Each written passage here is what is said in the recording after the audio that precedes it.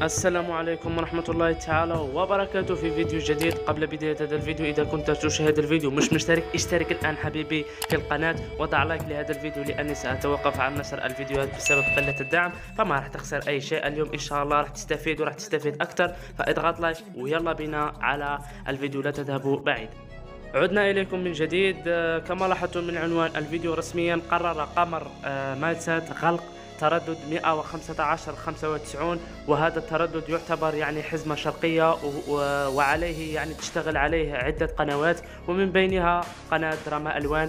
يعني رسميا قناة دراما ألوان بعدما سيحذف هذا التردد يعني سترجع حزمة عامة. كما قلت لكم أنا من قبل شهرين، لكن اتهمتوني بالكذب، لكن الحمد لله رسميا.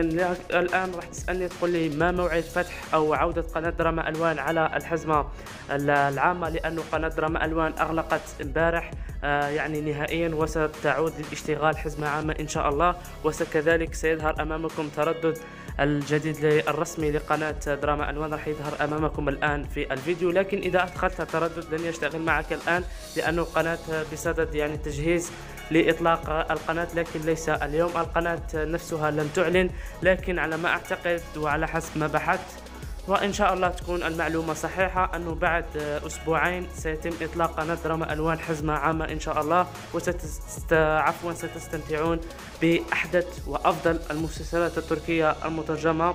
وكذلك يعني اللي ما شاف التردد راح مرة أخرى راح يظهر أمامكم الآن في الفيديو.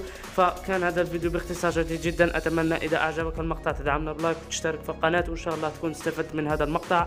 والسلام عليكم ورحمة الله تعالى وبركاته. بيس.